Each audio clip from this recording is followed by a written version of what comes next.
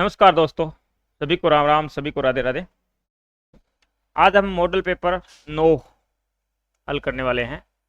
9 number model अपना है। 8 number model test paper हम हल कर चुके हैं। 9 नंबर पहला क्वेश्चन, संस्थात्मक शासन व्यवस्था में, ठीक है ना, तीनों व्यवस्था आपने संस्थात्मक, अध्यक्ष, विधायिका, कार्यपालिका, न्यायपालिका, उनके सिद्धांत और व्यवहार से संबंधित अपने टॉपिक है। ठीक है, तो संस्थात्मक व्यवस्था में न्यायपालिका कार्यपालिका पर नियंत्रण होता है, न्यायपालिका का कार्यपालिका पर नियंत्रण होता है, नहीं होता। ठीक, कार्यपालिका का न्यायपालिका पर नियंत्रण होता है, नहीं होता। कार्यपालिका का विधायिका पर नियंत्रण होता है, कार्यपालिका का नहीं होता, विधायिका का होता है। और विधायिका का कार्यपालिका पर नियंत्रण होता है, बिल्कुल होता है।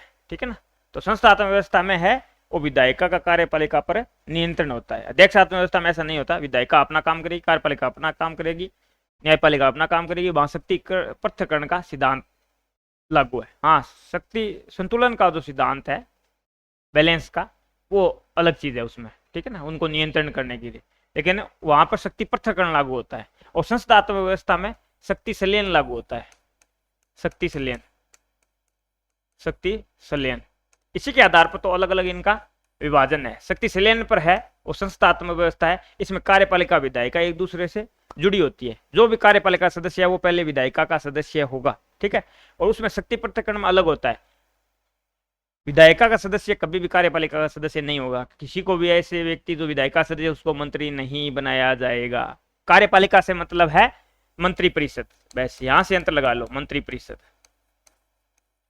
में प्रधानमंत्री भी शामिल है, और एक अपन बात करें तो राजनीतिक में तो राष्ट्रपति और महान्यायवादी आ जाते हैं। ठीक है, ऐसे राज्यपाल, मुख्य मंत्री परिषद, और वहां महाधिवक्ता, राज्य में महाधिवक्ता आ जाता है। तो ये राजनीतिक कार्यपालिका होती है। तो संस्थात्मक व्यवस्था उसमें विधायिका कार्यपालिका पर नियंत्रण होता है। जब विधायिका चाहे तो ये इसके प्रति उत्तरदायी है, ये कार्यपालिका है, ये इसके प्रति उत्तरदायी है। और इसमें बात करें पर्टिकुलर तो ये लोकसभा, जो जनता का सदन है, उसके प्रति उत्तरदायी है। ठीक है, अगर ये लोकसभा चाहे तो अविश्वास प्रस्ताव लाके इस कार्यपालिका को कभी भी हटाया जा सकता है, और अविश्वास प्रस्ताव केवल और केवल लोकसभा में लाया जा सकता है। इन बातों को ध्यान रखना है। नेक्स्ट क्वेश्चन, अध्यक्षात्मक सरकार में निम्न में से कौन सी विशेषता नहीं है?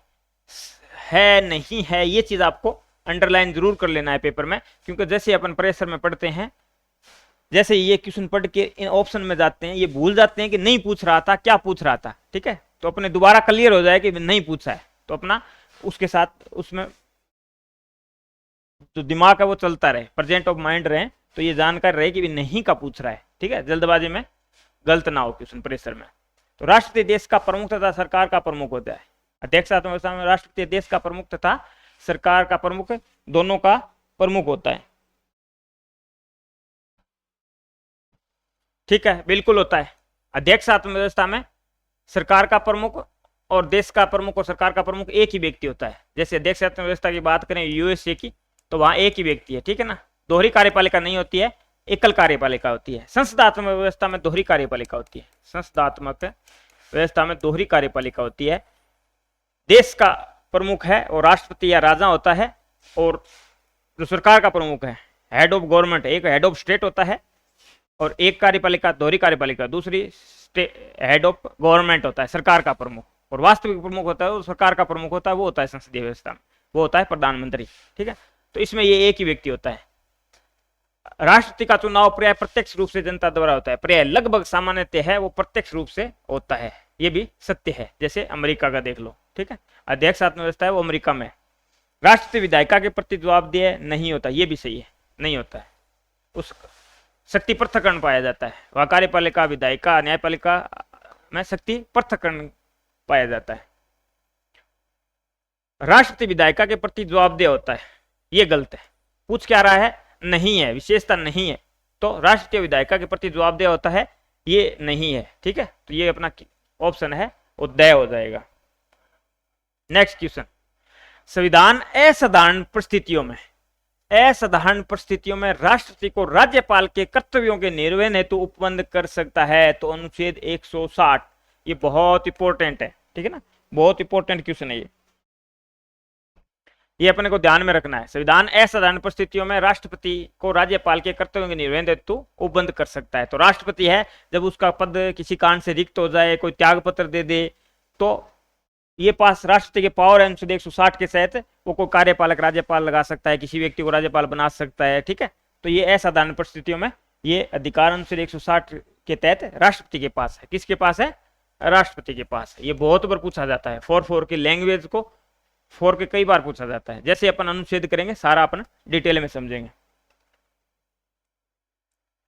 नेक्स्ट क्वेश्चन, भारतीय संविधान का कौन सा अनुच्छेद संसद को इस बात के लिए समर्थ बनाता है कि वह राष्ट्रपति, किसके लिए? राष्ट्रपति और उपराष्ट्रपति के पदों का मृत्यु क्या हो जाए, या तो मृत्यु हो जाए, या त्याग पत्र, या हटाए जाने, या अन्यथा की वजह से रिक्त हो जाने पर आकस्मिकता के लिए प्रावधान करे।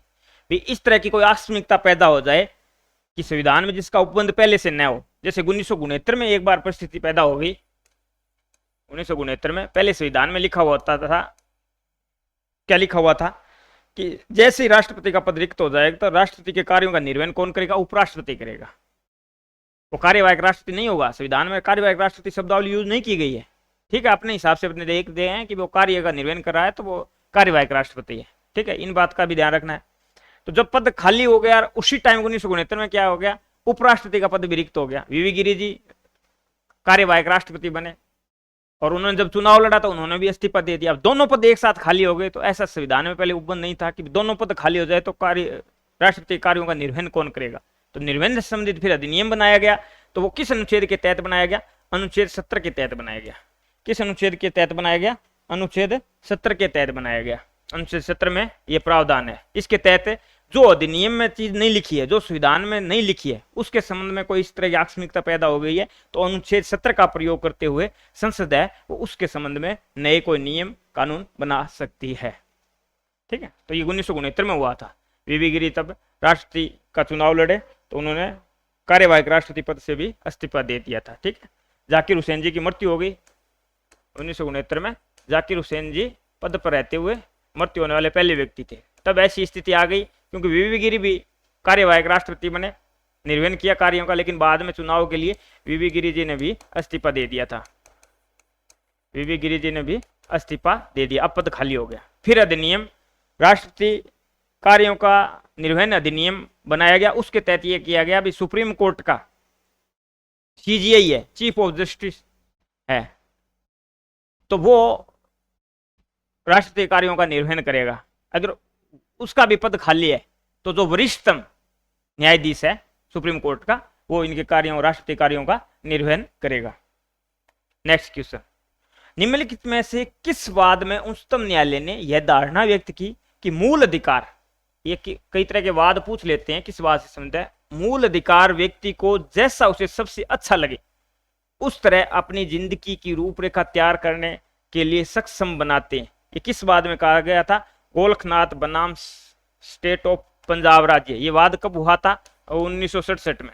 और इसमें यह भी कहा गया था कि संसद मूल अधिकारों में संशोधन नहीं कर सकती है। संसद है वो मूल अधिकारों में संशोधन नहीं कर सकती है। बाद में 1973 में चर्चित वाद केशवानंद भारतीवाद आया। 24 अप्रैल 1973 को फैसला आया। सबसे ज्यादा न्यायाधीश संवैधानिक पीठ थी, तो संवैधानिक पीठ में न्यूनतम 5 जज बैठने होते हैं, सामान्य पीठ में न्यूनतम 3 जज बैठने होते हैं। तो उसमें 13 जज से आज की सबसे बड़ी बेंच थी। उन्होंने फैसला दिया कि संसद संविधान में संशोधन कर सकती है, बस ध्यान इतना रखेगी कि वो मूल ढांचे के साथ खिलवाड़ नहीं करेगी। ऐसे नहीं कि जो लोकतंत्र है उसकी जगह राजतंत्र ले आएगी, संसदात्मक व्यवस्था है तो उसके अध्यक्षात्मक व्यवस्था ले आएगी। पूरी तरह एक पेड़ है तो उसको पूरी तरह नहीं उखाड़ा जाएगा, उसमें कुछ संशोधन करना है तो कुछ संशोधन किया जा सकता है देश के अकॉर्डिंग, परिस्थितियों के अकॉर्डिंग। ठीक है, तो ये है मूल ढांचा। तो पॉलिटिकल के अपने क्वेश्चन कंप्लीट हुए। अब करंट जीके के, ठीक है, इसमें सीधे सीधे फैक्ट है, आपको देखने हैं। एक बार सरसरी नजरों से देख लें, परीक्षा में क्या पता कोई लाइन उठ जाए। ठीक है, और जीके का, करंट जीके का यही होता है, 3-4 बार एक सरसरी नजरों से देखना होता है। 4 अपन को ऑप्शन मिलेंगे, उसमें से करना होता है, ज्यादा इसको रटना नहीं होता है।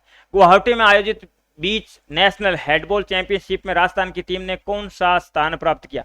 इसमें कौन सा स्थान प्राप्त किया?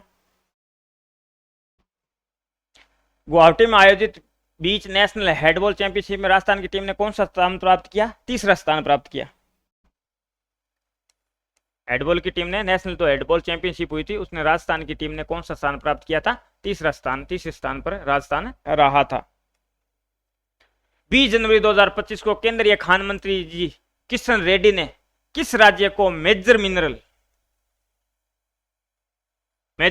की सर्वाधिक नीलामी के लिए, ठीक है, खनिज, मिनरल है खनिज, ठीक है ना, बड़े खनिजों की सर्वाधिक नीलामी के लिए पुरस्कृत किया गया था? वो किसको किया गया था? राजस्थान को किया गया था। किस स्टेट को किया गया था? राजस्थान को। केंद्रीय मंत्री है खान मंत्री किशन रेड्डी जी ने। राजस्थान सरकार ने किस राष्ट्रीय उद्यान में 13 से 15 जनवरी 2025 को पक्षी मेला आयोजित किया? कौन से उद्यान में किया था ये पक्षी मेला आयोजित हुआ राष्ट्रीय उद्यान में? तो ये अबेड़ा बायोलॉजिकल पार्क कोटा है, उसमें आयोजित किया गया था। राजस्थान सरकार ने राष्ट्रीय उद्यान 13 से 15 जनवरी को 2025 को पक्षी मेला आयोजित किया था। तो ये पक्षी मेला कहाँ आयोजित किया गया था? तो अबेड़ा बायोलॉजिकल पार्क है कोटा में, उसमें आयोजित किया गया था। नेक्स्ट क्वेश्चन, 2024 में, ये थोड़ा बैक चलता है, ठीक है ना, तो ये अंतिम पुरस्कार ये मिला 2024 में साहित्य अकादमी पुरस्कार में राजस्थानी भाषा का पुरस्कार किसे दिया गया था? तो ये अपने राजस्थान से जुड़ा हुआ है, राजस्थानी भाषा। ऐसे बहुत सारी भाषाओं में पुरस्कार दिए जाते हैं, लेकिन राजस्थान से जुड़ा हुआ है राजस्थानी भाषा, और ये चर्चित भी मुद्दा है। राजस्थानी भाषा को लेके काफी लोग सक्रिय है कि इसको जो 7वीं अनुसूची है उसमें शामिल किया जाए। 8वीं अनुसूची, 8वीं जो अनुसूची है, जो 22 भाषाएं उनमें राजस्थानी शामिल नहीं है, उसको शामिल किया जाए। तो 8वीं अनुसूची के लिए ये चर्चित है अभी। तो मुकुट मणिराज को राजस्थानी भाषा का पुरस्कार दिया गया, जो साहित्य अकादमी पुरस्कार है वो राजस्थानी भाषा के लिए। नेक्स्ट क्वेश्चन, जनवरी 2025 में राजस्थान का कौन सा शहर वेटलैंड मान्यता प्राप्त शहरों की सूची में शामिल हुआ? जनवरी 2025 में राजस्थान का कौन सा शहर है वेटलैंड मान्यता प्राप्त शहरों की सूची में शामिल किया गया? तो किसको शामिल किया गया था? उदयपुर शहर को वेटलैंड की सूची में उदयपुर को शामिल किया गया। नेक्स्ट क्वेश्चन,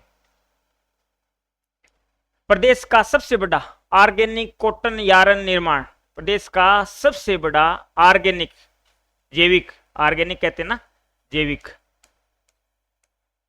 ठीक है ना, जैविक पर बहुत ज्यादा बल दिया जा रहा है, ठीक है ना, इससे प्रकृति का भी नुकसान ना हो और मानव को भी हानि ना हो। तो कॉटन यार्न निर्माण केंद्र कहां पर खोला गया है? तो ये कहां पर खोला गया था? ये भीलवाड़ा में खोला गया है। किस डिस्ट्रिक्ट में खोला गया है? तो ये भीलवाड़ा में खोला गया है। नेक्स्ट क्वेश्चन, मुख्यमंत्री निःशुल्क दवा योजना के तहत 2025 में कितनी नई दवाइयां जोड़ी गई है? ठीक है ना, ये नहीं पूछेगा आपसे कि कितनी टोटल दवाइयां हैं, क्योंकि उसमें चेंजिंग होती रहती है, लेकिन 2025 में अभी हाल ही में इतनी दवाई जोड़ी गई है एक साथ है, तो ये क्वेश्चन इंपोर्टेंट हो जाता है। तो मुख्यमंत्री निःशुल्क दवा योजना के तहत 2025 में कितनी नई दवाइयां जोड़ी गई है? तो मुख्यमंत्री निःशुल्क दवा योजना चल रही है, उसमें कितनी दवाइयां जोड़ी गई है? तो उसमें 390 दवाइयां जोड़ी गई है, 390 दवाइयां और ऐड की गई है, ठीक है ना, टोटल इसमें देख लेना थोड़ा। राजस्थान सरकार ने सांस अभियान, जिस तरह के अभियान है वो उससे संबंधित होते हैं। सांस की समस्या किस रोग के बचाव के लिए शुरू की है? तो सांस अभियान, सांस की दिक्कत किस में आती है? तो वो होती है निमोनिया। निमोनिया किसे कहते हैं? एक तरह की एलर्जी है, ठीक है ना, सांस की एलर्जी होती है, ठीक है ना, सांस की एलर्जी होती है, इसमें एलर्जी हो जाती है, ठीक है ना, नाक वगैरह बंद होना, छींक वगैरह आना, तो ये नामूनिया कहते हैं। छोटे छोटे बच्चों को आजकल बहुत ज्यादा हो रहा है, ठीक है ना, बहुत तरह की एलर्जी फैल गई है, उसमें एक सांस की एलर्जी है, तो उसे निमोनिया कहते हैं। तो उसके लिए सांस अभियान शुरू किया गया है। राष्ट्रीय बैडमिंटन चैंपियनशिप जीतने वाले राजस्थान के पहले खिलाड़ी कौन है? राष्ट्रीय बैडमिंटन चैंपियनशिप जीतने वाले राजस्थान के पहले खिलाड़ी कौन है? ये इंपोर्टेंट हो जाता है कि पहला खिलाड़ी कौन है। तो वो संस्कार सार से होता है। नई चीज जैसे आती है खेल में ना, तो उसको ध्यान में रखना। पहली बार कोई चीज होती है, कोई अवार्ड पहली बार जीतता है किसी अलग से गेम में, तो वो ध्यान रखनी होती है। तो इन्होंने बैडमिंटन चैंपियनशिप जीती है, तो राजस्थान के संस्कार सारस्वत ने। नेक्स्ट क्वेश्चन, राज्य में 8वीं आर्थिक गणना, राज्य में 8वीं आर्थिक गणना 2025-26 के आयोजन के लिए गठित राज्य स्तरीय समन्वय समिति बनाई गई है एक, ठीक है ना। आर्थिक समीक्षा होती है, वो बैग चलती है। जैसे आर्थिक कोई गणना की जाएगी, जैसे एक होता है बजट और एक होती है आर्थिक समीक्षा, थोड़ा सा हटके है। आर्थिक समीक्षा है वो है जो हमने यूज कर लिया है, भी क्या क्या हमने प्रोग्रेस की है। तो ये 2024-25, 2024-25 की आती है, ठीक है। ये आर्थिक गणना अलग चीज है। और जैसे बजट अपन बात करते हैं तो आगे आने वाले समय में भावी, ठीक है ना, आगे आने वाले साल में अपने क्या करने वाले हैं, शिक्षा के लिए कितना खर्च करने वाले हैं, किस सेक्टर में कितना खर्च करेंगे, सेवा क्षेत्र में कितना करेंगे, तो ये 2025-26 आता है, ठीक है ना। आगे हम क्या करने वाले वो होता है बजट, और आर्थिक समीक्षा हमने क्या कर लिया, ठीक है ना, वो आंकड़े होते हैं आर्थिक समीक्षा। सेवा क्षेत्र का कितना योगदान रहा, कृषि क्षेत्र का कितना रहा, ठीक है।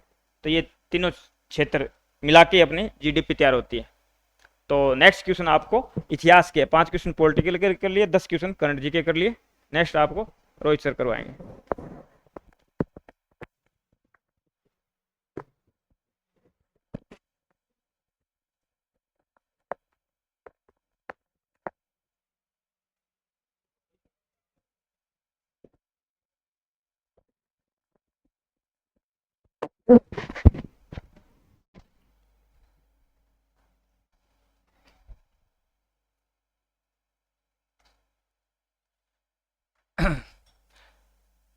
राजपूत हूणों की संतान है, इस मत के प्रतिपादक कौन है? VS Smith, doctor Gopinath Sharma, Gauri Shankar Hirachand Ojha या कर्नल जेम्स टोड? तो अपना उत्तर क्या होगा भी? जो कर्नल टोड है वो क्या मानते हैं इनको? शक सीथियन मानते हैं ये तो। राजपूतों को भी, राजपूतों की जो उत्पत्ति है शक या सीथियन से हुई है, ठीक है। आपके जो गौरी शंकर हीराचंद ओझा है ये इनको सूर्यवंशी बोल दो या फिर चंद्रवंशी, इनसे उत्पत्ति मानते हैं। डॉक्टर गोपीनाथ शर्मा ब्राह्मणों से उत्पत्ति मानते हैं, ठीक है। तो वीएस स्मिथ बचेगा आपका। कर्नल टोड और विलियम कुक भी हैं, ये दोनों क्या मानते हैं, जो राजपूतों की उत्पत्ति है वो सक्सीथियन से हुई है। जबकि अपने जो डॉक्टर गौरी शंकर हीराचंद ओझा है सिरोही वाले, ये इनको सूर्यवंशी या चंद्रवंशी मानते हैं। और हूणों की संतान आपके वीएस स्मिथ, ए नंबर ऑप्शन हो जाएगा। अगला देखिए,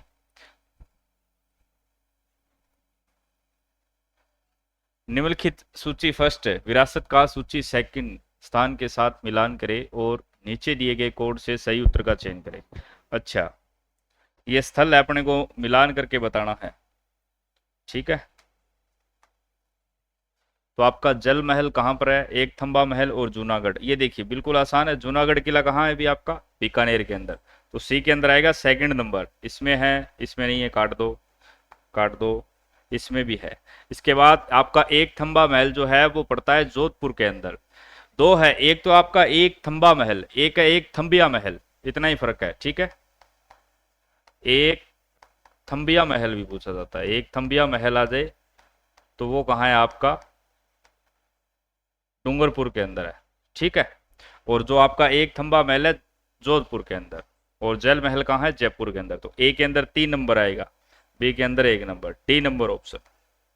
मिलान करना था अपने को। अगला देखिए, राजस्थान में राज प्रमुख का पद कब समाप्त किया गया? 30 मार्च 1948, 30 मार्च 1949। बिल्कुल आसान है, 1 नवंबर 1956, ठीक है, 1 नवंबर 1956। और पहले अपने कौन बने थे? राज प्रमुख का पद समाप्त करके राज्यपाल बना दिया गया, सरदार गुरमुख निहाल सिंह जी बने थे, ठीक है भी। तो डी नंबर ऑप्शन, बहुत ही आसान है। अगला है सुमेलित करना है। इस बार भी समाचार पत्र है एक तरफ और दूसरी तरफ है आपके इनके जो संपादक है। आंगीवाण 1932 के आसपास प्रकाशित होता था ये, जयंत नारायण व्यास थे, ठीक है। तो इसके अंदर आएगा आपका बी नंबर। नवीन राजस्थान सभी जानते हो, विजय सिंह पथिक, ए नंबर। ये 1921 का है, हालांकि इस पर प्रतिबंध लगाने के बाद इन्होंने तरुण राजस्थान के नाम से निकाला था इसको। फिर है राजपुताना गजट, ये आपका मौलवी मुराद अली है, 1885 के आसपास अजमेर से प्रकाशित होता था ये। तो इसके अंदर आएगा डी नंबर। ये उर्दू व हिंदी दोनों भाषा के अंदर आता था, ठीक है, उर्दू व हिंदी। फिर आपका राजस्थान समाचार पत्र, ये मुंशी समर्थ दास सिंडायज, ये भी अजमेर से प्रकाशित होता था और पहला हिंदी था ये आपका 1889। तो ये जो इंपॉर्टेंट है, जैसे सज्जन कीर्ति सुधाकर हो गया, ठीक है, आंगीवाण हो गया, ये राजपूताना गजट हो गया, राजस्थान समाचार हो गया, ये बार बार पूछे जाते हैं। तो आंगीवाण एक के अंदर आएगा बी, इसके अंदर नहीं है, बी ए और B A D, B A D, B A D, ये रहा बी नंबर ऑप्शन। ठीक है भी। अगला देखिए, जानकी देवी बजाज का संबंध है कहां से, भी आप सभी जानते हो, जानकी देवी बजाज लक्ष्मणगढ़ सीकर से है भी इनका, बहुत ही चर्चित है ये, याद रखना। 1902 के आसपास इनका जो विवाह है जमनालाल बजाज से हुआ था। ठीक है, 1930 के आसपास नमक सत्याग्रह के दौरान, नमक सत्याग्रह 1930 के दौरान इनको 6 माह की क्या है जेल भी हुई थी। इसके अलावा 1944 में इनको जयपुर प्रजामंडल की क्या है अध्यक्ष बनाया गया था। और इसके अलावा 1956 के अंदर इनको क्या है पद्म विभूषण भी मिल चुका है, पद्म विभूषण। ये 2-3 मेन बातें हैं, याद रख लेना। संबंध पूछा है लक्ष्मणगढ़ सीकर से इनका संबंध। अगला देखिए, किस लोक नाट्य की प्रस्तुति के समय इसके मुख्य गीतों का संबंध चौमासा, वर्षा ऋतु का वर्णन एवं गणपति वंदना, इसके अलावा लावणी भी, तो ये रम्मत के अंदर होता है भी। ठीक है, कौन सा लोक नाट्य है, तो वो आपका रम्मत। मुख्यतः ये आपके जैसलमेर और बीकानेर, जैसलमेर और आपके बीकानेर क्षेत्रों के अंदर प्रचलित है। और बीकानेर की आपकी जो पाटा संस्कृति की रम्मत है वो ज्यादा प्रचलित है। ये कई बार पूछा गया, चौमासा, वर्षा ऋतु का वर्णन, गणपति वंदना व लावणी, क्योंकि इसके अंदर मुख्य कलाकार होते हैं उनको अपने टेरिये के नाम से पुकारते हैं, जो अभिनय करते हैं पात्र उनको खिलारा बोलते हैं। ठीक है, संगीत में एक नाटक होता है ये, तो बी नंबर ऑप्शन होगा। ये जो लोक नाट्य प्रस्तुत किए जाते हैं किसके अंदर किए जाते हैं, रम्मत के अंदर। नौटंकी आप जानते हो भरतपुर क्षेत्र के अंदर प्रचलित है। भवाई आपका व्यवसायिक नृत्य है जो कि मेवाड़ अंचल के लिए, मेवाड़ अंचल में प्रसिद्ध है आपका। इसके अलावा और कौन सा है, स्वांग, स्वांग के लिए जानकीलाल भांड भीलवाड़ा। ठीक है, अगला देखिए, भीलों का प्रसिद्ध लोकगीत जिसे स्त्री और पुरुष साथ मिलकर करते हैं, सुवलिया, जोरावा, सुपना, हमसीडो, हमसीडो है भी, क्या है हमसीडो, डी नंबर ऑप्शन होगा। भीलों के नृत्य आपको याद रखने हैं, सभी इंपॉर्टेंट है, जैसे हमसीडो हो गया, हाथीमना हो गया, गौरी, गेर, नेजा, द्विचक्री,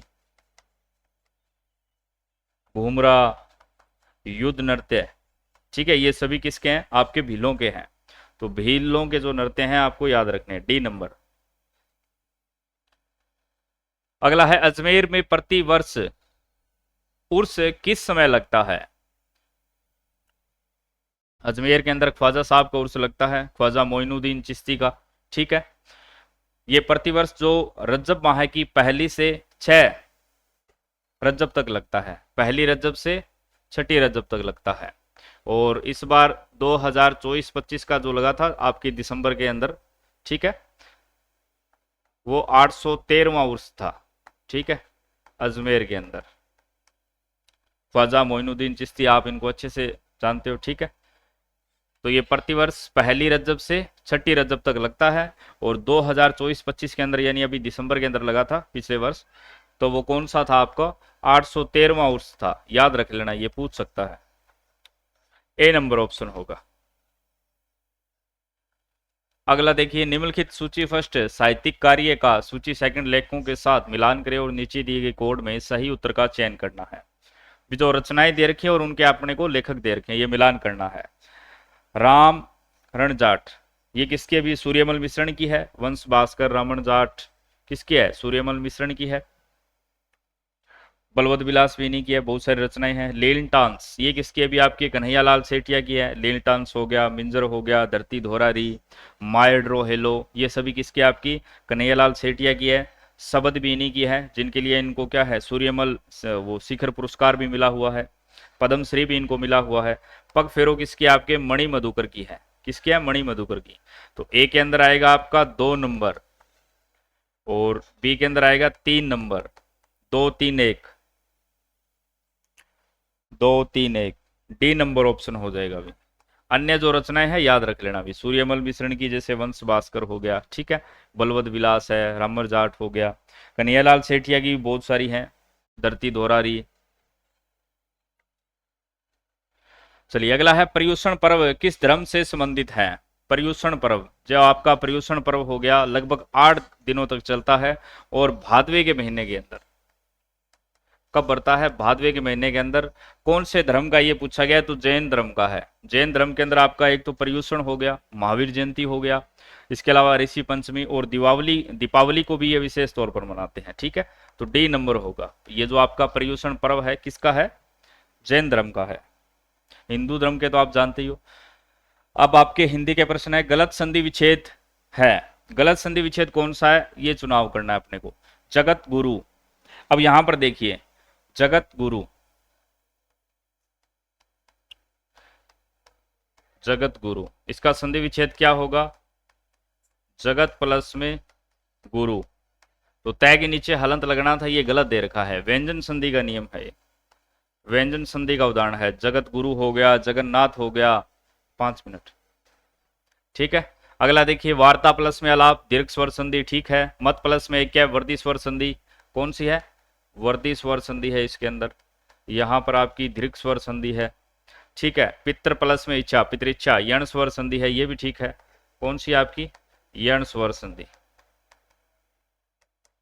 तो ए नंबर जो ऑप्शन है हमारा सही हो जाएगा, गलत पूछा है तो 1 नंबर। अगला देखिए, इनमें से किस शब्द में आ उपसर्ग नहीं जुड़ा हुआ है। आ जो उपसर्ग है वो नहीं जुड़ा हुआ है, ये देखना है। आघात, घात मूल शब्द है, आ उपसर्ग है, आ मूल, आ इसमें भी उपसर्ग है। आदित्य, आ प्लस द्वितीय होगा का, नहीं होगा, आ प्लस में कार, तो आदित्य हो जाएगा, सी नंबर ऑप्शन। बाकी सब के अंदर क्या है आपका, आ उपसर्ग है, आदित्य के अंदर नहीं है, सूर्य का पर्यायवाची होता है। अगला देखिए, सौदामिनी का शुद्ध रूप है, सौदामिनी जो है आपका बिजली का पर्यायवाची होता है, ठीक है, पर्यायवाची के रूप में भी याद रखा करो। सौदामिनी, सुदामिनी गलत है, सुदामिनी ये भी गलत है, ये भी गलत है, ये होगा डी नंबर, क्या होगा, डी नंबर, सौदामिनी, वर्तनी संबंधी अशुद्धि है, ठीक है, डी नंबर होगा, बिजली का पर्यायवाची होता ही। अगला है, कौन सा क्रम सही नहीं है, कौन सा जो क्रम है वो सही नहीं है। गांठ बांधना, ठीक है, यानी किसी से बैर पालना। मुहावरा है, बिल्कुल सही बात है, ये मुहावरा है। चुल्लू भर पानी में डूबना, ये भी मुहावरा है आपका, ठीक है भी। अगला है, उल्टा बांस बरेली को, ये मुहावरा नहीं है भी, आपका क्या है, लोकोक्ति है, क्या है, लोकोक्ति है, मुहावरा नहीं है। आमतौर पर क्या आपको मुहावरों के अंदर नाम मिल जाता है लास्ट के अंदर देखने को, सामान्य पहचान यही है, जैसे आग बबूला होना, ठीक है, कूप मंडूक होना। तो उल्टा बांस बरेली को, ये क्या है आपकी, लोकोक्ति है। विपरीत कार्य करना या फिर बेवकूफी भरा कार्य करना। ऊंट किस करवट बैठता है, ये भी आपकी लोकोक्ति है, तो ये भी ठीक दे रखा है। यानी जो कोई भी स्थिति है उसका पहले से क्या निर्धारण नहीं किया जा सकता, उसका परिणाम क्या होगा वो पहले से निर्धारित नहीं किया जा सकता। भी ऊंट किस करवट बैठेगा ये हमको नहीं पता है, पूर्वानुमान सही तरीके से नहीं लगना, सी नंबर होगा इसका। तो ये लास्ट वाली दोनों क्या है आपकी, लोकोक्ति है, जबकि यहां पर मुहावरा दे रखा है, यही पूछा है, मिलान दिया था। अगला है, प्रशासनिक शब्दावली में रेफरेंस का हिंदी रूप क्या है। रेफरेंस, रेफरेंस का मतलब होता है संदर्भ, क्या होता है, संदर्भ, बी नंबर ऑप्शन होगा। इसके अलावा प्रतिभूति, सिक्योरिटी, सिक्योरिटी, ठीक है। पंजीयन, रजिस्ट्रेशन, रजिस्ट्रेशन। प्रवीक्षा, प्रोबेशन, प्रोबेशन पीरियड बोलते हैं ना अपने, क्या होगा, प्रोबेशन, तो बी नंबर होगा, संदर्भ, रेफरेंस देना यानी संदर्भ। The meeting dash dash dash at 6 o'clock, जो मीटिंग है वो 6 बजे क्या होगी, पोस्टपोन हुई या एडजन हुई, ये दोनों तो नहीं है, देखने से पता चल रहा है। पोस्टपोन का मतलब भी स्थगित करना होता है, एडजन का मतलब भी क्या होता है, स्थगित करना होता है। पोस्टपोन का मतलब होता है किसी विशेष समय के लिए टालना, ठीक है, जैसे the meeting postpone for 2 weeks। लेकिन एडजन का मतलब है अनिश्चित काल के लिए, या फिर इनके लिए एडजन ही सही रहेगा, अनिश्चित काल के लिए, या फिर आज की जो मीटिंग है वो यहीं पर मुलतवी की जाती है। तो यहाँ पर जो उचित विकल्प बैठेगा वो एडजन होगा, पोस्टपोन अपने नहीं कर सकते, क्योंकि जो तय समय था 6 बजे इसको क्या है समाप्त कर दिया गया है। आगे कोई भी जो मीटिंग होगी वो जो भी कमेटी है जिन्होंने की है उस हिसाब से चलेगा, तो पोस्टपोन नहीं करना है इसके अंदर। मतलब दोनों का ही सेम है, इस थोड़ा सा ही अंतर है, इसका मतलब भी स्थगित करना है, इसका मतलब भी स्थगित करना है, लेकिन इसका मतलब होता है निश्चित काल के लिए। अगला है the correct indirect narration of the sentence the teacher said to student the earth is round. Narration यानी डायरेक्ट इनडायरेक्ट पूछा है अपने को। ये वाला पार्ट क्या अपना रिपोर्टिंग वर्ब, और ये है रिपोर्टेड स्पीच। आमतौर पर क्या है जब अपने डायरेक्ट इनडायरेक्ट बनाते हैं तो मैंने आपको बताया है ये बदलते हैं, जैसे प्रेजेंट परफेक्ट है तो पास्ट परफेक्ट में बदलता है, प्रेजेंट कंटिन्यू है तो पास्ट कंटिन्यू में बदलती है अपनी रिपोर्टेड स्पीच, क्योंकि अब यहाँ पर देखो सेड टू दे रखा है। लेकिन एक बात ध्यान भी रखनी है, कुछ वाक्य क्या होते हैं यूनिवर्सल ट्रूथ, सार्वभौमिक सत्य होते हैं, जैसे द अर्थ इज राउंड, तो ये तो यूनिवर्सल ट्रूथ है, सार्वभौमिक सत्य है, इसलिए इसके अंदर कोई भी बदलाव नहीं होगा। ये क्या है सार्वभौमिक सत्य है। ये यहां पर बदलेगा, जैसे सेड टू को अपने टोल्ड में बदलेंगे, इन्वर्टेड कोमा हटाएंगे तो दैट लगाएंगे, ठीक है। तो the teacher told the student that the earth was लगा दिया, काट दो इसको। द टीचर सेड टू, काट दो, सेड टू ही कर रहा है, ये तो बदलेगा। The teacher told the student that the earth is round, बिल्कुल सही है, सी नंबर, ठीक है, बिल्कुल आसान था। लास्ट वाला भी देख सकते हो वाज लगा रखा है, तो ये यूनिवर्सल ट्रूथ है। अगला है I am sorry I have dash dash S, क्या है फ्रेंड्स, आई एम सॉरी मैं माफी चाहता हूं, आई हैव फ्यू फ्रेंड्स। अब देखिए एक फ्यू है और ए फ्यू है, इन दोनों का ही मतलब क्या होता है कुछ होता है। फ्यू का मतलब होता है बिल्कुल ही नगण्य, ना के बराबर, या अब यहां पर इसका मतलब हो गया जैसे आई हैव फ्यू फ्रेंड्स, यानी एक दो ही मित्र है। ए फ्यू का मतलब भी कुछ होता है, लेकिन फ्यू से थोड़ा सा ज्यादा, बहुत ज्यादा भी नहीं होता है, तो यहां पर फ्यू होगा, बिल्कुल ए नंबर ऑप्शन होगा, ठीक है। आई हैव फ्यू फ्रेंड्स, ना मात्र एक आध कोई मित्र है, ए नंबर ऑप्शन। अगला है the correct synonym of the word perfunctory, बताइए भी क्या होगा इसका, हाफ हार्टेड होगा, ठीक है, इसका मतलब होता है आधे मन से। अब यहां पर देख सकते हो हाफ हार्टेड, आधे मन से, ठीक है, तो यही होगा। परफंक्चरी इसका मतलब क्या होता है अधूरा, एक प्रकार से आधे मन से। बाकी ये तो आपको दिखाई दे रहा है। स्टन का मतलब क्या होता है कठिन होता है, थ्रू का मतलब होता है किसी के माध्यम से, तो ए नंबर विकल्प होगा इसका। अगला देखिए सिनोनियम पूछा था शूद्रक द्वारा, अच्छा ठीक है। आगे हिस्ट्री के प्रश्न आपको बर्थ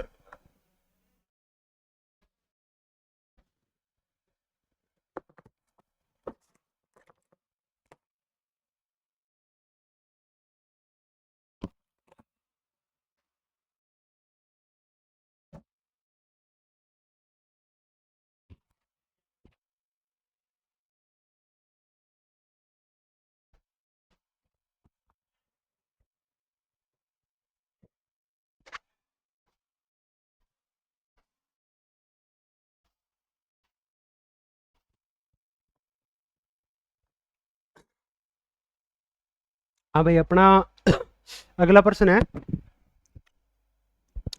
शूद्रक द्वारा लिखी गई प्राचीन भारतीय पुस्तक मर्चकटिंगम का विषय क्या था।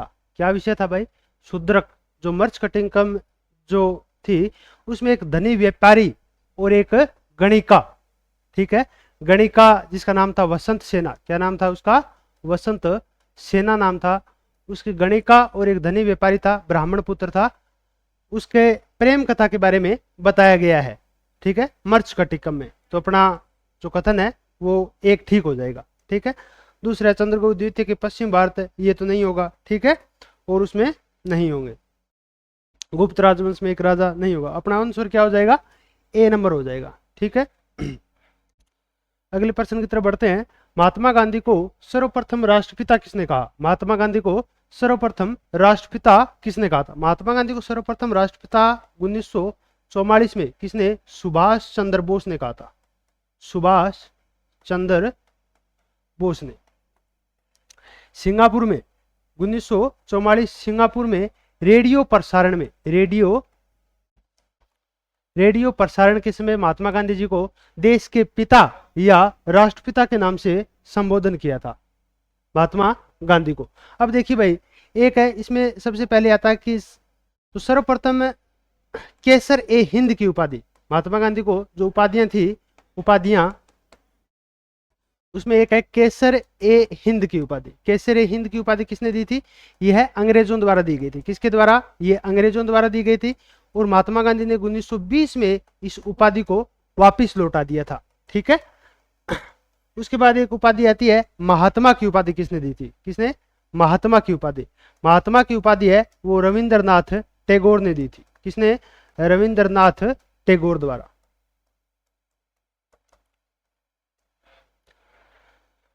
अगले तो आंसर क्या हो जाएगा अपना? 4 नंबर हो जाएगा। डी नंबर अपना आंसर हो जाएगा 4। अगले प्रश्न की तरफ बढ़ते हैं। अगला प्रश्न है हमारा 1857 की क्रांति असफल रही। ठीक है, कथन है 1857 की क्रांति है वो असफल रही। इसका कारण क्या था? क्या यह कारण था कि ब्रिटिश शासन के विरुद्ध जमींदारों अथवा राजाओं, भूस्वामियों के नेतृत्व में राजनीतिक प्रतिरोध सफल नहीं हो सकता? बिल्कुल कारण सही था, क्योंकि जो 1857 का विद्रोह था दोस्तों, उसमें जो असफलता का जो प्रमुख कारण था, असफलता का प्रमुख कारण जो भारतीय राजा थे, उनका अधिकांश भारतीय राजाओं का सहयोग है वो किसकी तरफ था? वो अंग्रेजों की तरफ से था, अंग्रेजों के साथ थे ये। ठीक है, तो भारतीय राजा है वो अधिकांशतः अंग्रेजों के साथ थे। यह एक महत्वपूर्ण कारण था, क्योंकि 1857 की क्रांति है वो असफल रही। तो अपना कथन और कारण दोनों ठीक है और व्याख्या भी ठीक करता है। तो आंसर क्या हो जाएगा अपना? ए और आर दोनों सही है और ए आर ए की ठीक व्याख्या करता है। तो आंसर ए हो जाएगा। कौन सा हो जाएगा आंसर? ए आंसर है वो अपना हो जाएगा। चलिए बढ़ते हैं अगले प्रश्न की तरफ। बताइएगा, प्रार्थना समाज किस धर्म के अंतर्गत एक सुधार आंदोलन था? प्रार्थना समाज है वो, उसकी जो स्थापना वो किसके द्वारा की गई थी? वो 1867 में आत्माराम पंडुरंग द्वारा की गई थी। यह क्या था?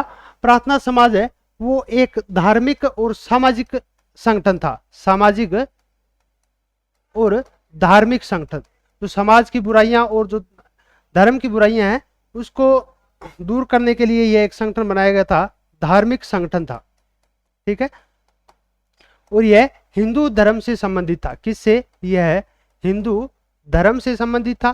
ठीक है, और अपने को पूछे कि प्रार्थना समाज में अन्य किसका और योगदान था? आत्माराम पंडुरंग के साथ इसमें महादेव गोविंद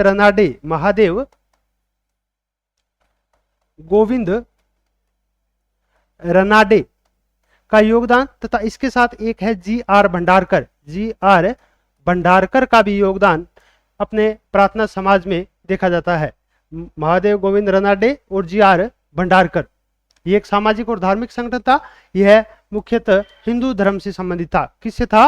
हिंदू धर्म में फैली कुरीतियां, जैसे जाति व्यवस्था है, ठीक है, बाल विवाह है, ठीक है, स्त्री प्रथा है, उनका विरोध किया और उन्होंने जो विधवा पुनर्विवाह है उसका समर्थन किया। विधवा पुनर्विवाह का समर्थन, विधवा पुनर्विवाह का समर्थन। तो आंसर 3 हो जाएगा। चलिए बढ़ते हैं अगले प्रश्न की तरफ। सुभाष चंद्र बोस के बारे में अधोलिखित कथनों पर विचार कीजिए। सुभाष चंद्र बोस के बारे में अधोलिखित कथनों पर विचार करना है। पहला कथन है, उनको 1924 में कलकत्ता नगर निगम का मुख्य कार्यकारी अधिकारी सीईओ नियुक्त किया गया था। बिल्कुल ठीक बात है। सबसे पहले दोस्तों मैं बात करता हूं सुभाष चंद्र बोस की। इनके राजनीतिक गुरु थे CR दास, चित्तरंजन दास, ठीक है, CR दास इसके राजनीतिक गुरु थे और CR दास ने ही सबसे पहले सुभाष चंद्र बोस को नेशनल कॉलेज कलकत्ता का प्राचार्य नियुक्त किया। नेशनल कॉलेज का प्राचार्य नियुक्त किया। उसके बाद 1924 में उसे कलकत्ता का मुख्य कार्यकारी अधिकारी बनाया गया। उसके बाद 1930 में ये कलकत्ता के महापौर या मेयर नियुक्त हुए। महापौर,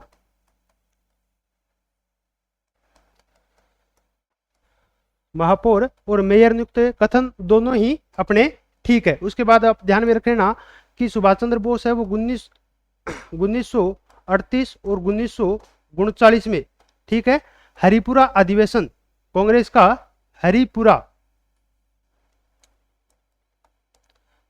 अधिवेशन और 1939 में त्रिपुरी अधिवेशन की अध्यक्षता की थी।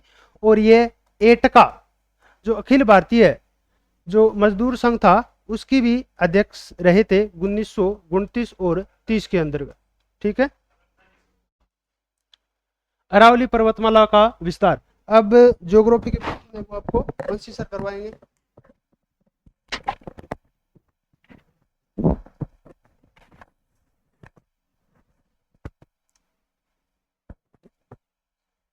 हाँ जी, सभी को राम राम, राधे राधे, जय श्री कृष्णा। तो अपना मॉडल पेपर 9 चल रहा है, 9 नंबर का, और इसके अंदर जो ज्योग्राफी के जितने भी क्वेश्चन हैं वो हम करने वाले हैं।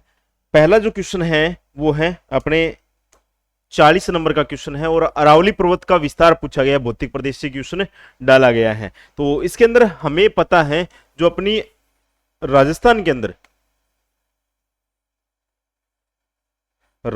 अंदर बात की जाए या फिर पूरे भारत के अंदर जो अरावली पर्वतमाला है ना उसका विस्तार पूछा गया है, अरावली पर्वतमाला का विस्तार।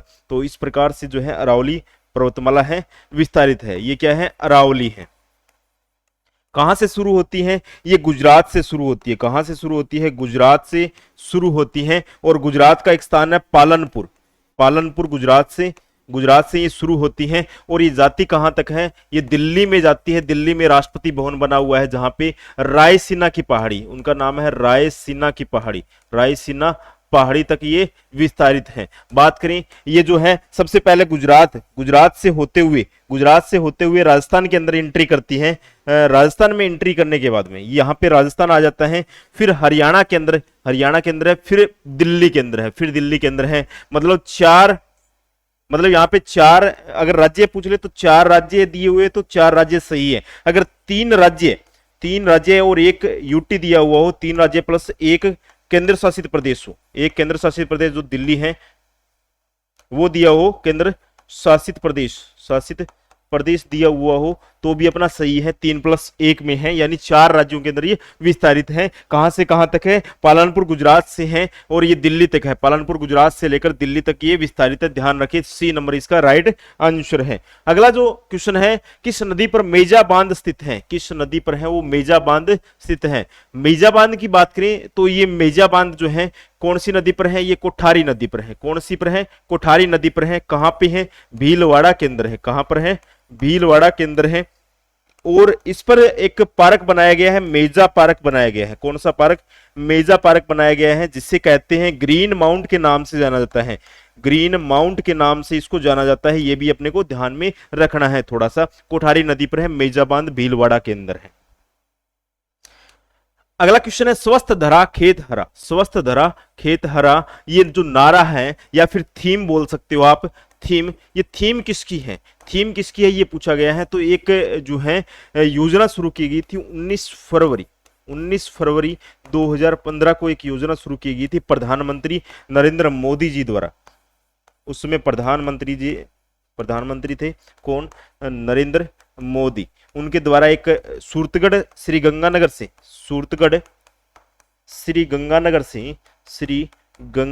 से एक योजना शुरू की गई। उस योजना का नाम है मृदा स्वास्थ्य कार्ड योजना। मृदा स्वास्थ्य कार्ड योजना है, जिसके अंदर ये थीम थी कि स्वस्थ धरा खेत हरा, यानी पृथ्वी, हमारी भूमि जो है स्वस्थ रहेगी तो अपना खेत भी हरियाली से भरा रहेगा। तो इसका जो है थीम था ये, ध्यान रखिए। अगला क्वेश्चन है कौन सा सुमेलित नहीं है? सुमेलित नहीं है, एक साइड में तो आपको पशुओं की पशु दे रखे हैं, एक साइड में उनकी नस्लें दे रखी हैं। पहला जो है बकरी की बात करें तो बकरी बड़वारी, जी हाँ ये तो सही है, सुमेलित है। गोवंश नाली, यहाँ पे सुमेलित नहीं है। नाली जो है नस्ल है किसकी है? भेड़ की है। भेड़ की है, ध्यान रखिए। भेड़ जैसलमेरी, जी हाँ सही है। और भैंस जो है बदावरी जो है भैंस की, सही है। ये जो यहाँ पे गोवंश की नहीं है, भेड़। और ये जो नाली है, नाली क्षेत्र के अंदर ये पाई जाती है, नाली क्षेत्र के अंदर है ये पाली जाती है। नाली क्षेत्र बोले तो घग्गर बेसिन वाला जो इलाका है उसके अंदर ये नाली जो भेड़ है वो पाली जाती है।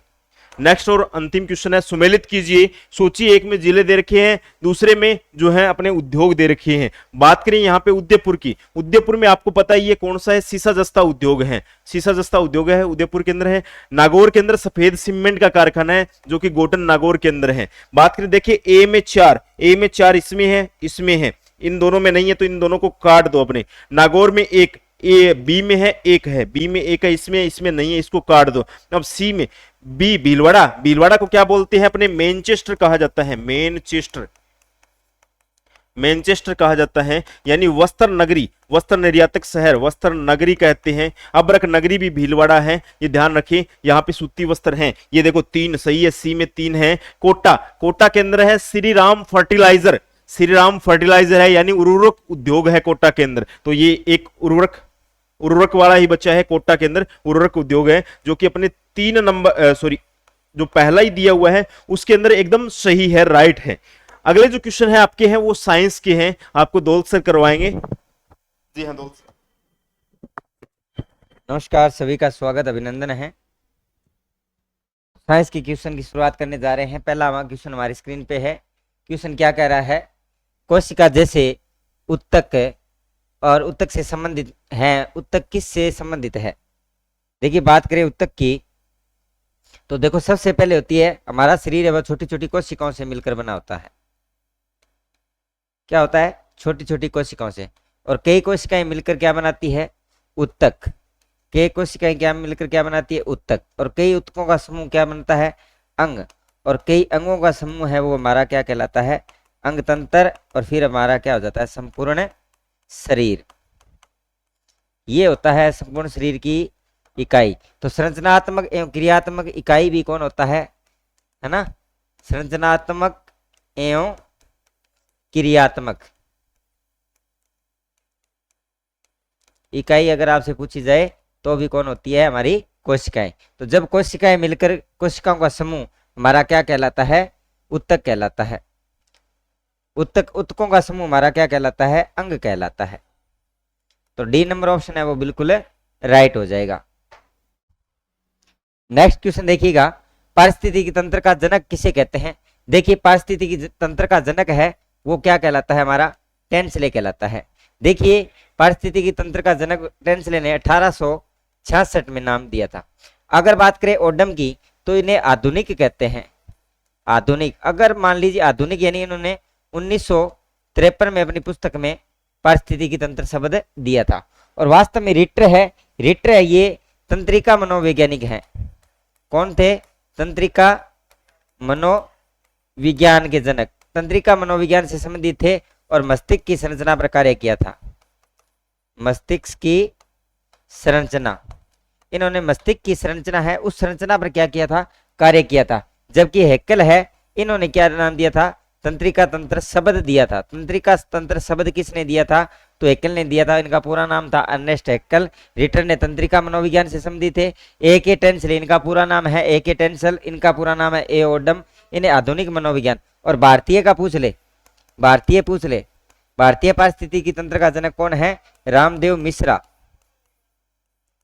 भारतीय पारिस्थितिकी तंत्र का जनक कौन कहलाता है, रामदेव मिश्रा कहलाता है। तो 1 नंबर ऑप्शन है वो बिल्कुल राइट हो जाएगा। यदि ऑप्शन के अंदर टेंसल नहीं दिया हो तो हमें कौन सा करना है, ओडम वाला। नेक्स्ट क्वेश्चन देखिए, निम्न में से कौन बाहरी स्थानीय संरक्षण में नहीं आता। देखिए संरक्षण की जब बात आती है, संरक्षण की जब बात आती है तो संरक्षण है ये 2 प्रकार से किया जाता है, स्वस्थानीय और अपना होता है बहिस्थानीय।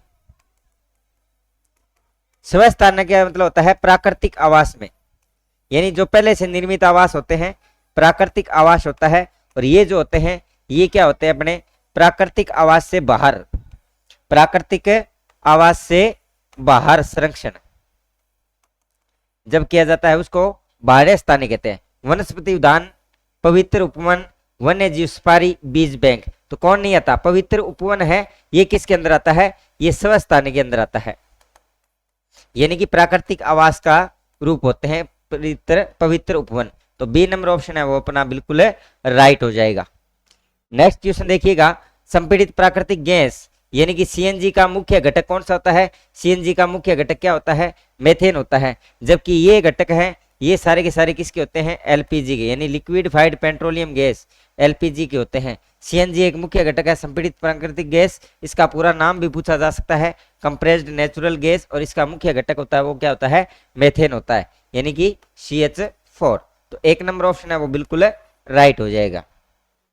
नेक्स्ट क्वेश्चन देखिएगा, हरित गृह गैसों का पृथ्वी के वायुमंडल के औसत ताप पर क्या प्रभाव पड़ता है? इसको हम ग्रीन हाउस इफेक्ट बोलते हैं। क्या बोला जाता है? ग्रीन हाउस प्रभाव कहते हैं। और इसका प्रभाव क्या पड़ता है? इसके अंदर क्या होता है? CO2 की मात्रा बढ़ जाती है। CO2 गैस है, उसकी मात्रा बढ़ जाती है, जिसके कारण जो तापमान भी क्या होता है? बढ़ता है। तापमान क्या होता है? बढ़ता है। तो 1 नंबर ऑप्शन बिल्कुल राइट हो जाएगा। प्रमुख गैस है CO2। इसके अलावा कौन सी होती है? NO2, SO2, है ना, मेथेन। ये गैसें भी क्या है?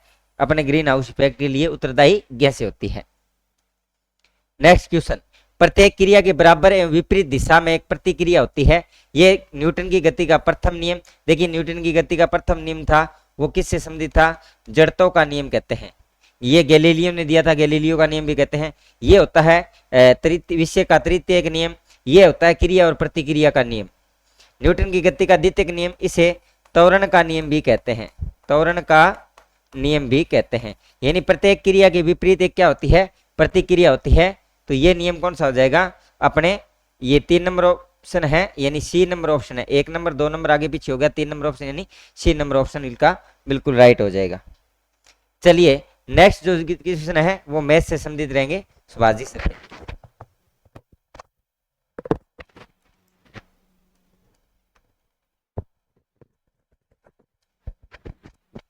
नमस्कार भी सभी को।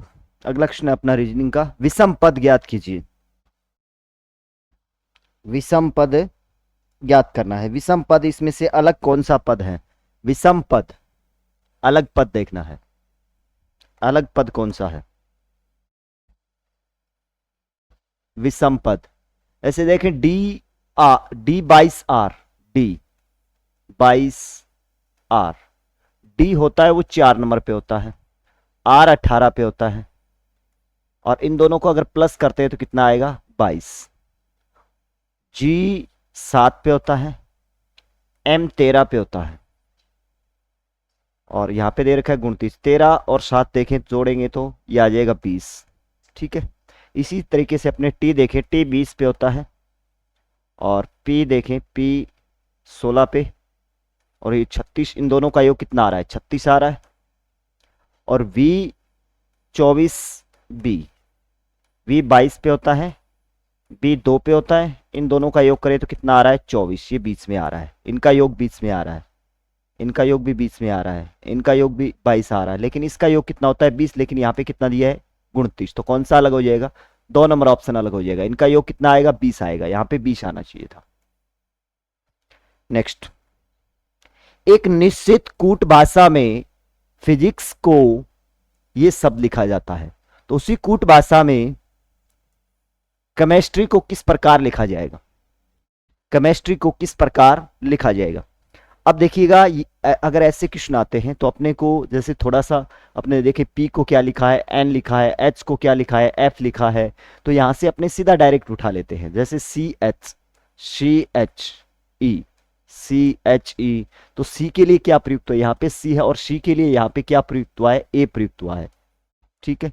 उसी तरीके से अपने देखें CHH, H यहाँ पे 2 नंबर पे है, यहाँ पे 2 नंबर पे देखें AF है। इसी तरीके से आगे अपने देखें AF है, ये ऑप्शन भी नहीं होगा, ये ऑप्शन भी नहीं होगा, AJ ये ऑप्शन भी नहीं होगा, 2 नंबर ऑप्शन हो जाएगा। बस आराम से इस क्वेश्चन को कर सकते हैं, आगे इसको पूरा हल करने की आवश्यकता नहीं है। नेक्स्ट अगला क्वेश्चन, एक पासे की 3 विभिन्न स्थितियां दर्शाई गई है, ज्ञात करें कि कौन सा चिन्ह चिन्ह वाले फलक @ दे रखा है कि फलक के विपरीत वाले फलक पर दिखाई देगा।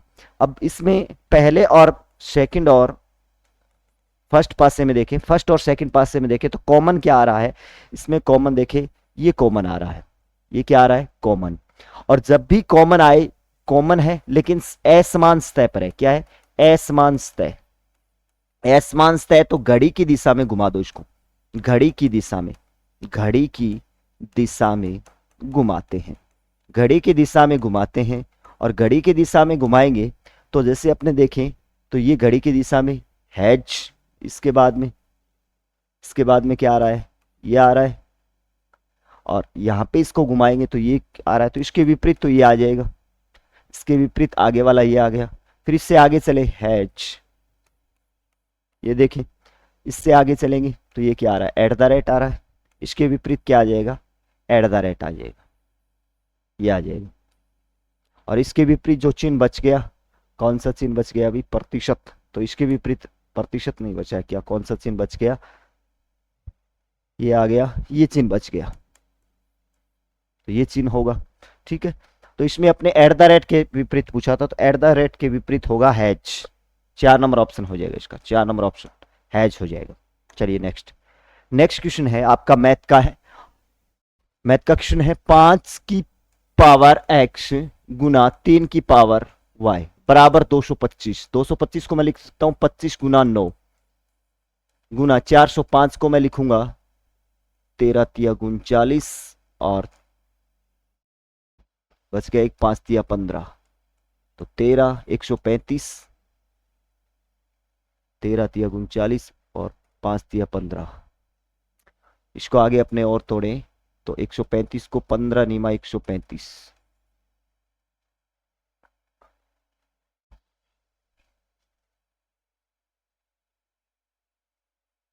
$405 के अगर अपने टुकड़े करते हैं, 405 के अगर टुकड़े करेंगे तो ये 3 से डिवाइड होगा, 13 तिया 39 और 5 तिया 15, फिर 3 से डिवाइड होगा, 4 तिया 12 5 तिया 15, फिर 3 से डिवाइड होगा 15, फिर 3 से डिवाइड होगा 5 1, तो 3 की पावर 4, 25 इसको लिख सकते हैं, 25 को 5 की पावर 2, 3 की पावर 2 लिख सकता हूं मैं, इसको आगे 3 की पावर 4 5 की पावर 1 लिख सकते हैं इसको।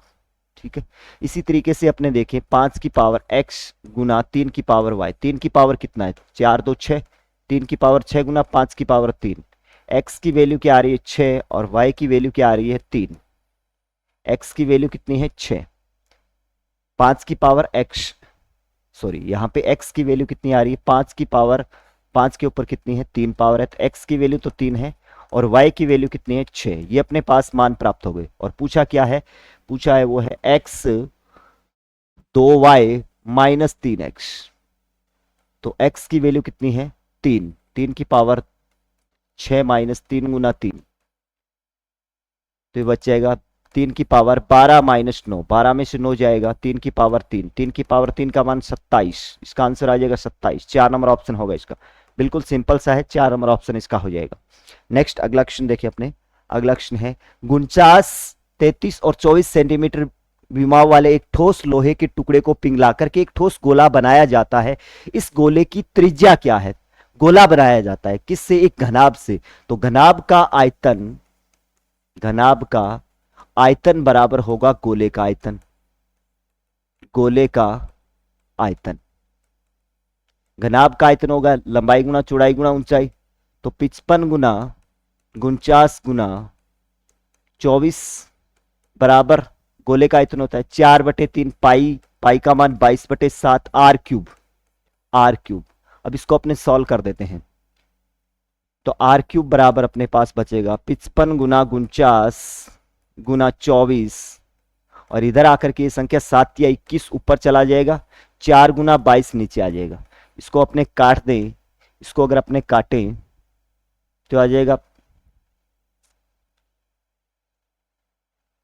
5 से काटे, सॉरी भी इसको थोड़ा सा दोबारा से लिखता हूं मैं,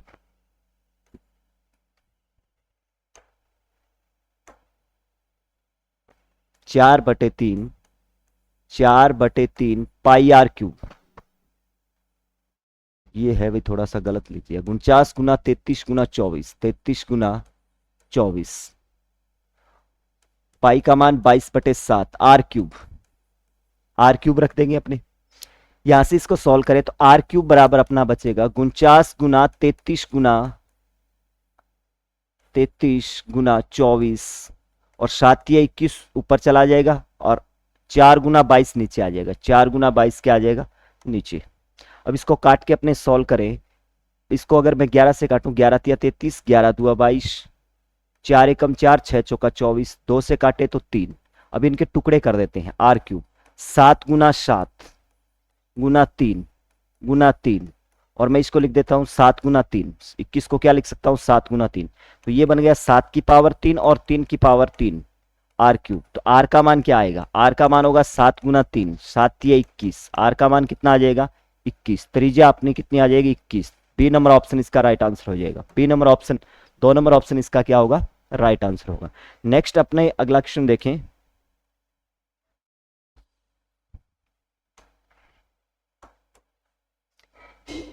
x square minus x plus 13 का न्यूनतम मान बराबर है, न्यूनतम मान पूछे तो न्यूनतम मान का फॉर्मूला होगा, न्यूनतम मान का फॉर्मूला होगा जब A X square plus B X plus C बराबर 0 का न्यूनतम मान पूछे, इसका फॉर्मूला होता है 4ac माइनस बी स्क्वेयर बटे 4a। यहां पे a का मान देखें, a का मान 1 है, b का मान माइनस है, c का मान 13 है, तो 4 गुना 1 गुना 13 माइनस बी की स्क्वेयर 6 की स्क्वेयर, 4a, 4 गुना 1 तो 13 चौका 52 माइनस 6 की स्क्वेयर 36 बटे 4, 52 में से 36 16, 16 बटे 4, 4 चौका 16, तो अधिक न्यूनतम मान क्या होगा 16, 4। डी नंबर ऑप्शन इसका राइट आंसर हो जाएगा।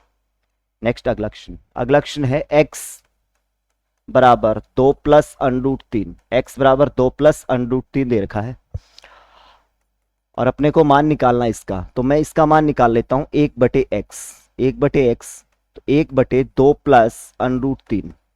इसमें अपने क्या करेंगे, हर का प्रेमीकरण कर देंगे। हर का प्रेमीकरण का मतलब होता है उल्टे चिन्ह से गुना, 2 माइनस √3 से ऊपर गुना कर देंगे, 2 माइनस √3 से नीचे गुना कर देंगे। तो 1 बटे x बराबर ये आ गया 2 माइनस √3, और यहाँ पे अपने लगा दे X square minus Y square का फॉर्मूला होता है x plus Y X minus Y, एक बार प्लस में एक बार माइनस में हो तो एक्स स्क्वेयर 2 की स्क्वेयर 4 माइनस और √3 की स्क्वेयर 3, तो ये बच जाएगा अपने पास 2 माइनस √3, समीकरण नंबर 2। अब अपने मान निकाल लेते हैं x प्लस 1 बटे x बराबर, इसका मान क्या होगा, तो 2 प्लस √3 और प्लस 2 माइनस √3, √3 से √3 कैंसिल, 2 दूआ 4, तो x प्लस 1 बटे x का मान कितना आ गया 4। यदि अपने को दिया गया हो एक्स स्क्वेयर प्लस 1 बटे एक्स स्क्वेयर बराबर k दिया गया हो और इससे निकालना हो अपने को x प्लस 1 बटे x निकालना हो, तो इसका फॉर्मूला होता है यहाँ पे k, तो k स्क्वेयर प्लस 2, और यहाँ पे अनरूट का पूछा है अपने से, किसका पूछा है अनरूट का, तो अगर ये स्क्वेयर वाला दिया है तो इसको अब इससे ये निकालेंगे अपने, तो ये आ जाएगा √x प्लस 1 बटे √x के स्क्वेयर। के का मान कितना है, यहाँ पे के का मान कितना दे रखा है 4, 4 की स्क्वेयर 16 प्लस 2, 16 और x प्लस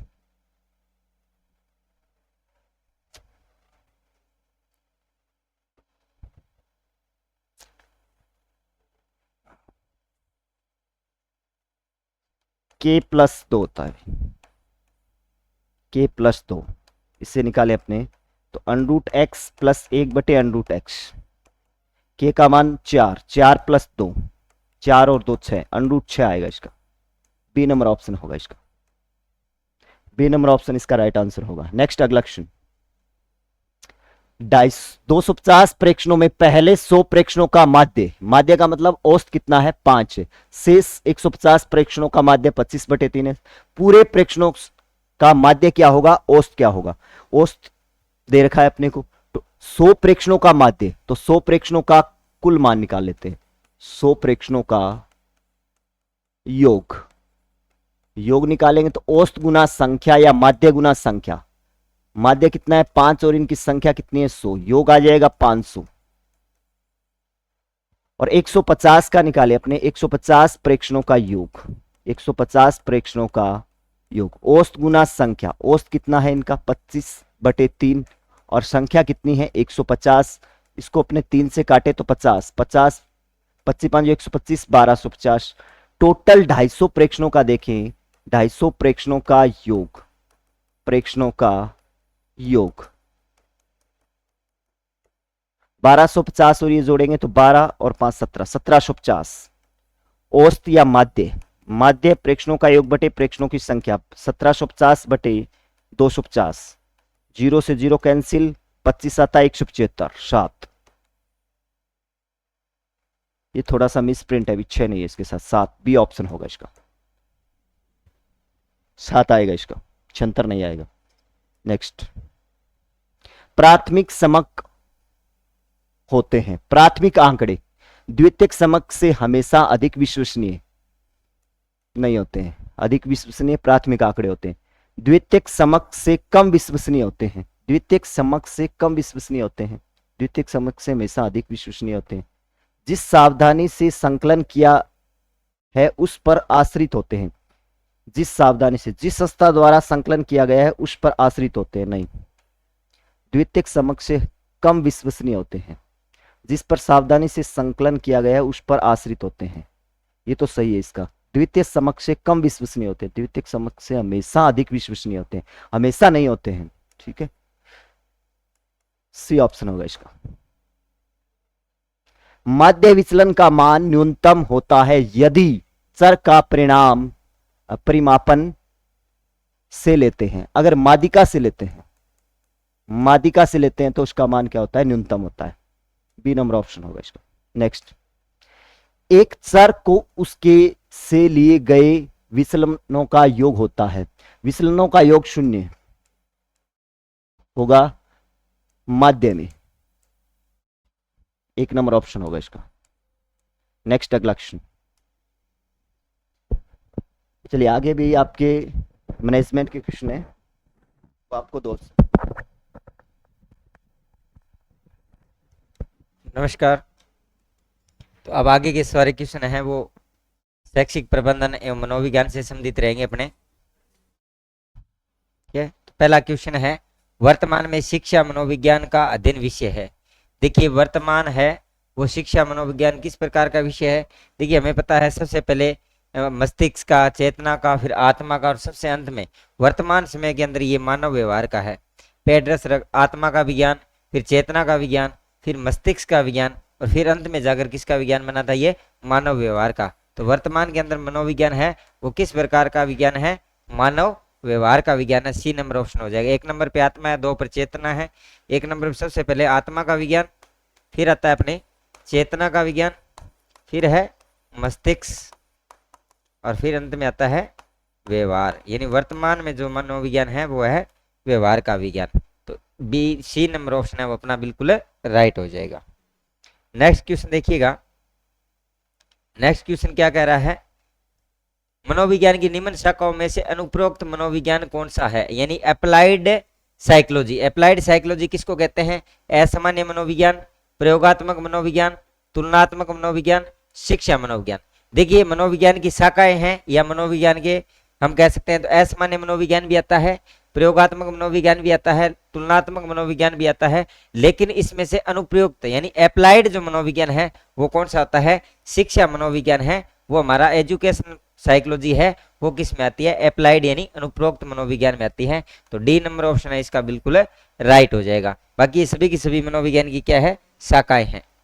नेक्स्ट क्वेश्चन, वह वर्ष या काल अवधि जिसके दौरान लड़के लड़कियां शारीरिक, मानसिक, सामाजिक एवं संवेगात्मक रूप से बाल्यावस्था से प्रौढ़ावस्था की ओर बढ़ते हैं। तो ध्यान रखना, सबसे पहले बाल्यावस्था की बात कर रहा है, बाल्यावस्था, ठीक है ना। बाल्यावस्था के बाद में क्या आता है, किशोरावस्था, और किशोरावस्था के बाद में वृद्धावस्था या प्रौढ़ावस्था, इसके बाद है प्रौढ़ावस्था। तो बाल्यावस्था और प्रौढ़ावस्था के बीच की जो अवस्था होती है वो कौन सी होती है, अपनी किशोरावस्था होती है। कौन सी होती है, किशोरावस्था की बात कर रहा है। तो संवेगात्मक रूप से बाल्यावस्था से प्रौढ़ावस्था के बीच की जो अवस्था है वो कौन सी कहलाती है, किशोरावस्था कहलाती है। तो सी नंबर ऑप्शन है वो अपना बिल्कुल राइट हो जाएगा। नेक्स्ट क्वेश्चन देखिएगा, सीखना विकास की प्रक्रिया है। ये 2-3 बार परिभाषा आरपीएससी द्वारा पूछी जा चुकी है। सीखना विकास की प्रक्रिया है, विकास की प्रक्रिया है, ये बात किसने कही थी? वुडवर्थ महोदय ने कही थी कि सीखना है वो विकास की प्रक्रिया है। तो 1 नंबर ऑप्शन है वो बिल्कुल राइट हो जाएगा। नेक्स्ट क्वेश्चन देखिए, अच्छे समायोजन की विशेषता है। देखिए आत्मविश्वास में कमी, संवेगात्मक अस्थिरता, अनियमित दिनचर्या, ये तीनों ही बातें किसकी है? कुसमायोजन की। किसकी ओर संकेत कर रहे हैं? कुसमायोजन की। यानी जो अच्छे से अपने आप को समायोजित नहीं कर सके, वातावरण के अनुसार अपने आप को नहीं सेंस कर सके। सहनशीलता है वो किसका गुण है? एक अच्छे समायोजन की विशेषता है। सहनशीलता हो गया, आत्मविश्वास में आत्मविश्वास हो गया, संवेगात्मक रूप से स्थिर हो गया, है ना। नियमित दिनचर्या, अनियमित नहीं, नियमित दिनचर्या है वो समायोजन से संबंधित होती है। तो ये कुसमायोजन से संबंधित है, तो अपना 1 नंबर ऑप्शन है वो बिल्कुल राइट हो जाएगा। नेक्स्ट क्वेश्चन देखिएगा, राजस्थान में ये है हमारे शैक्षिक प्रबंधन से संबंधित सारे क्वेश्चन। समसा की नई नोडल एजेंसी कौन सी है? देखिए हमने बात की थी, एक होता है हमारा सर्व शिक्षा अभियान 2001 में, फिर बना था राष्ट्रीय माध्यमिक शिक्षा अभियान 2009 में, और फिर बना था समसा, वर्तमान में समसा चल रहा है 2018 और 19 के अंदर। और इनकी जो नोडल एजेंसी है, जो नोडल एजेंसी है, उस एजेंसी के रूप में कौन कार्य करता है? वो कार्य करता है RCSE, यानी कि राजस्थान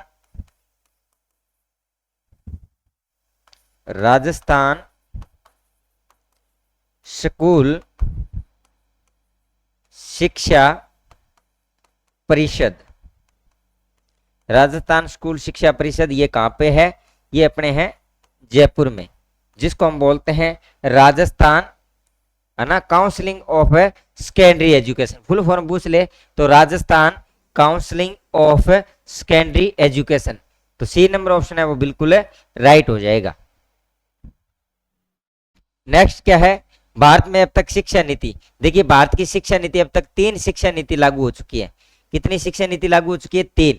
सबसे पहले 1968 में प्रथम शिक्षा नीति, फिर अपनी द्वितीय शिक्षा नीति 1986 में, ये द्वितीय होगी, और तीसरी शिक्षा नीति है वो कब लागू हुई थी?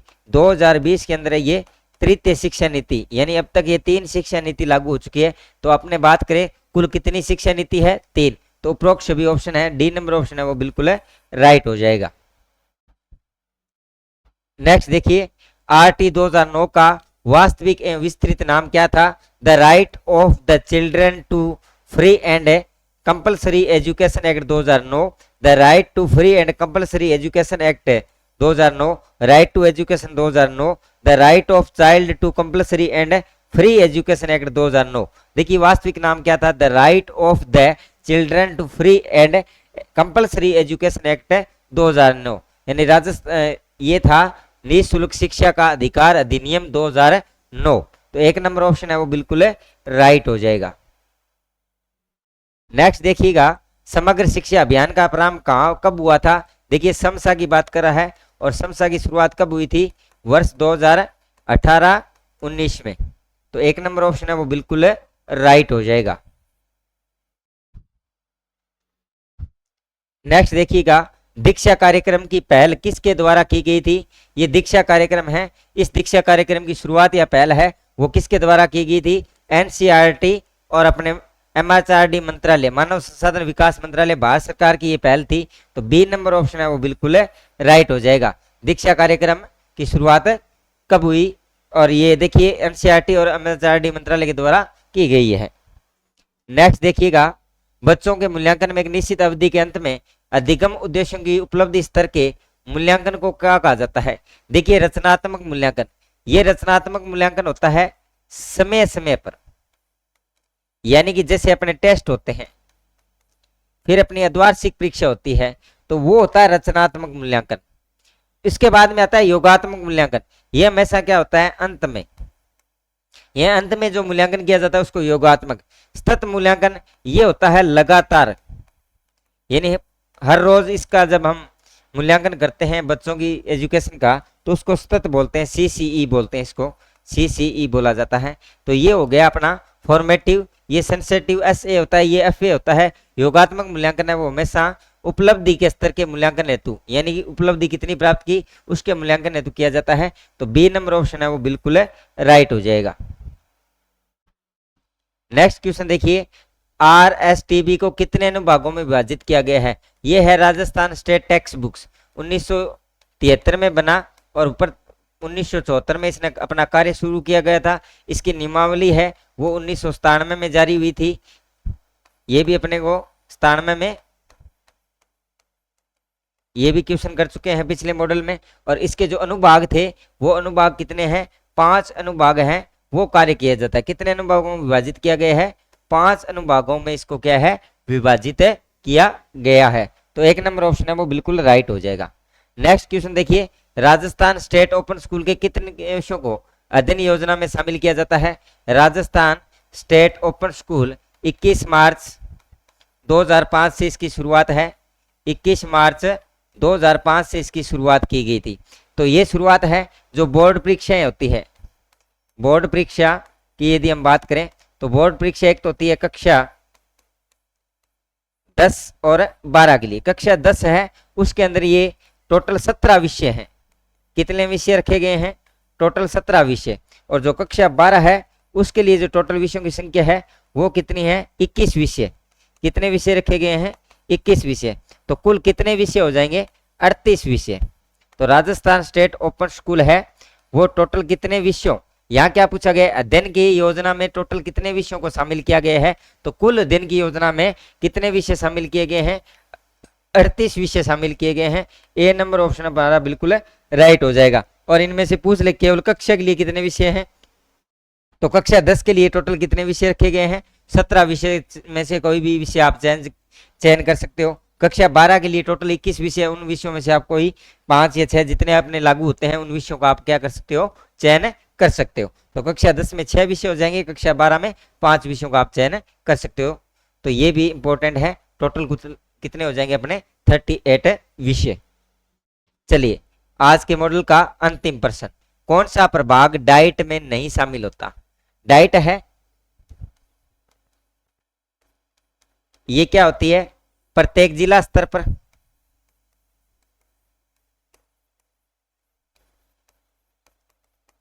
और इनकी संख्या वर्तमान में भी कितनी है, 33 है। पाली और बीकानेर को नई डाइट बनाया गया था। आप देखिए इसके अंदर जो हमारा जिला संसाधन एकक विभाग DRU विभाग है ये इसके अंदर सम्मिलित होता है। शैक्षिक प्रौद्योगिकी प्रभाग IET ये प्रभाग भी इसके अंदर सम्मिलित होता है। पाठ्यक्रम सामग्री विकास एवं मूल्यांकन विभाग प्रभाग CMDE ये भी क्या होता है, इसमें शामिल होता है। लेकिन कौन सा शामिल नहीं होता, कार्मिक कल्याण विभाग है, EW विभाग है, ये डाइट्स का नहीं होता है। तो डी नंबर ऑप्शन है वो बिल्कुल राइट हो जाएगा। ये विभाग इसमें सम्मिलित नहीं होते हैं। तो डाइट्स के कुल कितने प्रभाग हैं, उनमें कौन से सम्मिलित होते हैं, तो ये भी अपने को ध्यान में रखना है। तो ये सारे के सारे विभाग क्या है, डाइट में सम्मिलित होते हैं। लेकिन कौन सा सम्मिलित नहीं होता, कार्मिक कल्याण विभाग है वो इसमें सम्मिलित नहीं होता है। तो ये हो जाएंगे आज अपने 9 नंबर मॉडल है वो अपना क्या हो गया है, कंप्लीट हो चुके हैं। अब तक 9 मॉडल सारे के सारे कंप्लीट हो चुके हैं, जिनमें से 2 मॉडल है आपको पहला और दूसरा मॉडल है वो यूट्यूब पर डाल दिया गया है। सभी साथी मॉडल देखने के बाद अपना कमेंट सेशन में कमेंट बॉक्स में जरूर कमेंट करें कि हमारे द्वारा बनाए गए मॉडल आपको कैसे लग रहे हैं, इनका वीडियो सॉल्यूशन कैसे लग रहा है। मिलते हैं एक नए वीडियो के साथ, एक नए मॉडल के साथ। धन्यवाद।